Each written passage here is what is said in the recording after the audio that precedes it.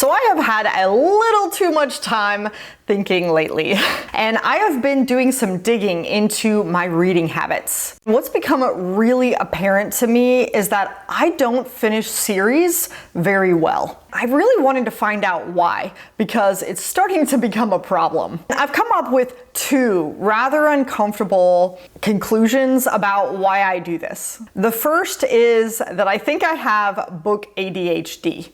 And I know this sounds like an excuse. I constantly think, oh, I have plenty of time. I'll pick up that series later. I need to get to this one. I really want to read that one. So-and-so is reading that one. I inevitably just never get around to picking up the next installment in the series. And as such, so many series have gone by the wayside. So I have a plan of attack for taking responsibility for this book ADHD that I'm going to get to a little bit later in the video. But I also discovered the second thing about my reading, and that is I have a really weird revulsion against middle book syndrome.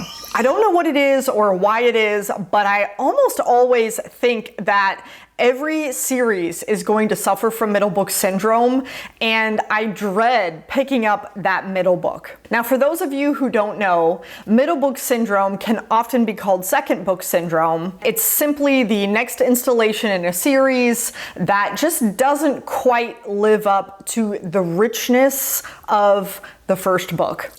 I think that I have three very well-known examples that might help this clear up a little bit. Now don't worry, I'm not covering any spoilers about any of these series. The first is one of the most popular series of all time, Harry Potter. Book number 5 happens to be what I believe is the quintessential middle book syndrome. I mean, we don't get any amazing world building, we don't get any particular plot and characterization, and the pace is slow and plodding. And let's be real, it's Harry in the forest in a tent whining.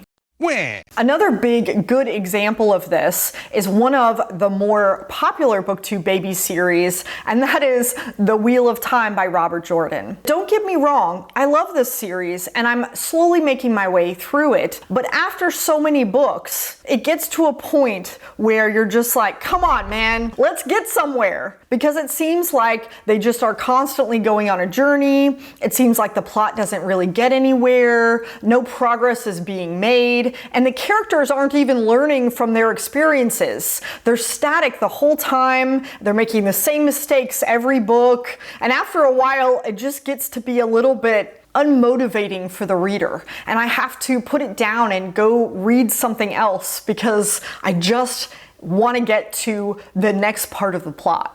I also think that if we're going to go with a sci-fi series that is very near and dear to my heart, it's going to be The Expanse by James A. Corey. Now remember, this doesn't mean that it's a bad series, but there were definitely book installments that I didn't care about the politics. I felt like it was particularly slow or introducing ideas that I didn't care about or that weren't getting me through to the next book. And I was just constantly trying to finish it so I could just get to the next book. And that is, for me, the very definition of middle book syndrome. Now I want to make sure that I clear up that just because a series suffers from middle book syndrome doesn't mean it's not going to be satisfying at the ending or that it's a bad series. That's not it at all.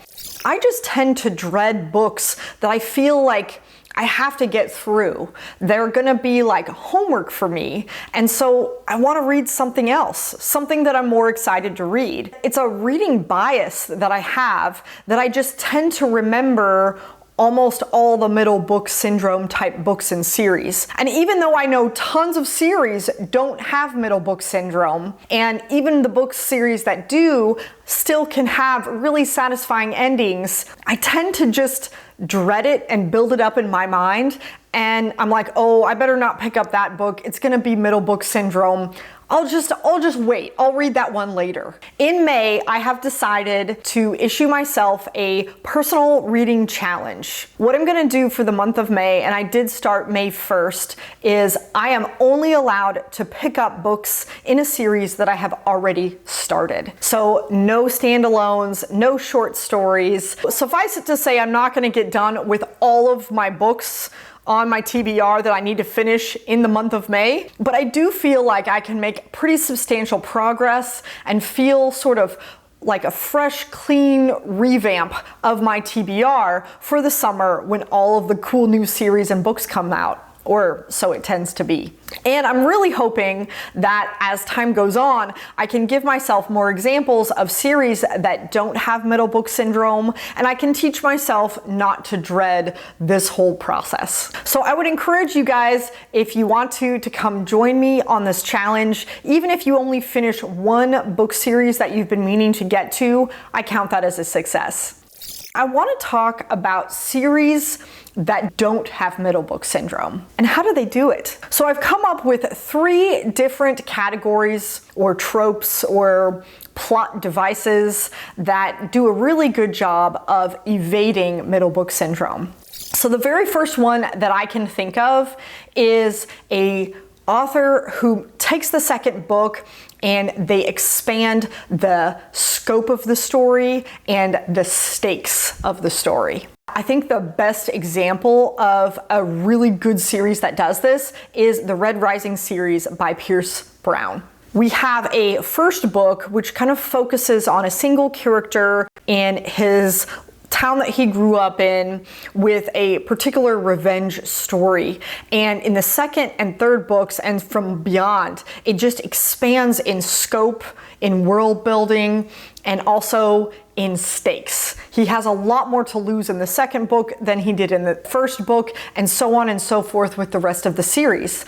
I think that that particular series did a really good job with that one. Now, the next category that I can come up with is kind of a hodgepodge, and the best way I can describe it is adding freshness with some kind of device. I kind of think of an air freshener when I talk about this category. There's lots of different ways an author can add freshness to his story without necessarily changing a whole heck of a ton. Some of that could involve adding a new character or throwing a wrench into the happily ever after that we thought we got at the end of book 1. But one of the more intriguing aspects of this that I have seen trending quite a lot is instead of having a middle book be a continuation of the story, I have seen a couple of books now that have the next in the series be a fresh flashback. And what I mean by that is, I think, really demonstrated by Hugh Howey's Silo series. It starts with Wool, where we have a dystopian future where people live in silos, but we don't really know why or how they got there. And then for the second book in the series, Shift, we actually get to flash back before our characters were ever born and discover how humanity became the one that lives in the silo. How did they get there? What happened? What destroyed the world? And I think that that was particularly interesting. It made the sequel a prequel, if you will.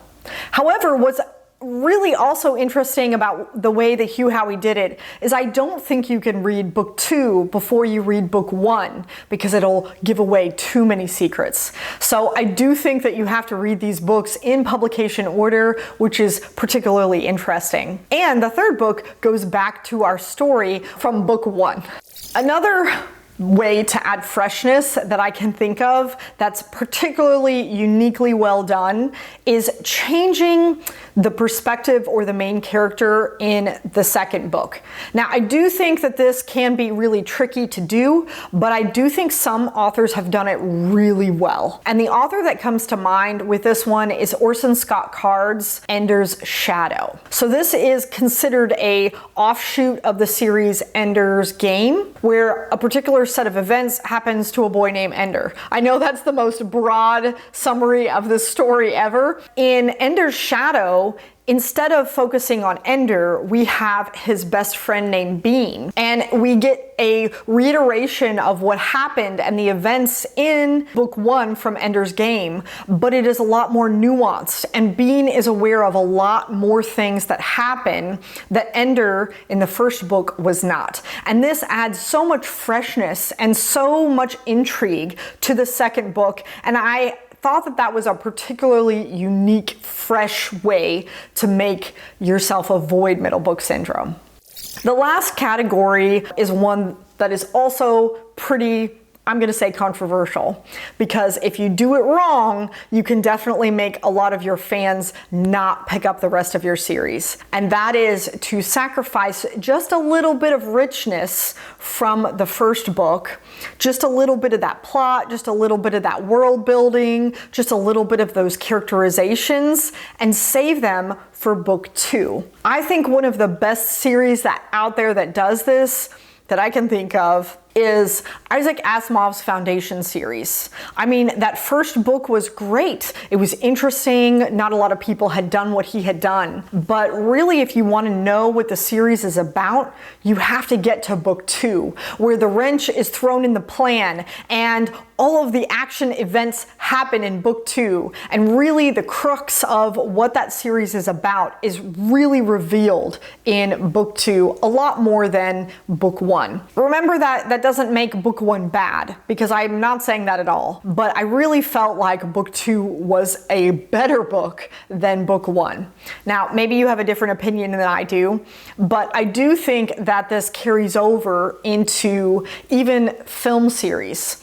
I think a really good example of this is Star Wars, the original trilogy. A New Hope introduced us to some amazing characters and this spectacular world that we have just never quite gotten over. And we still got to see a wonderful plot arc. We still got to get a little bit of a taste of what's coming, but really where the action was in the installment number 2, Empire Strikes Back. This is where we got to see the fruition of the love triangle finally bearing fruit. We finally got to see what scope the Empire really is all about and what the rebellion is up against. We also got to taste a little bit of the Jedi training and all of the things that Luke is going to have to go to, and we got left on an amazing cliffhanger. So really, a lot of the things that we like about the Star Wars original trilogy happened in the second installment rather than the first. And this is because the first one isn't quite as strong as the second. Now again, this has to be done very well, because you don't want that first book to be nothing but a setup novel, which I think happens rather frequently.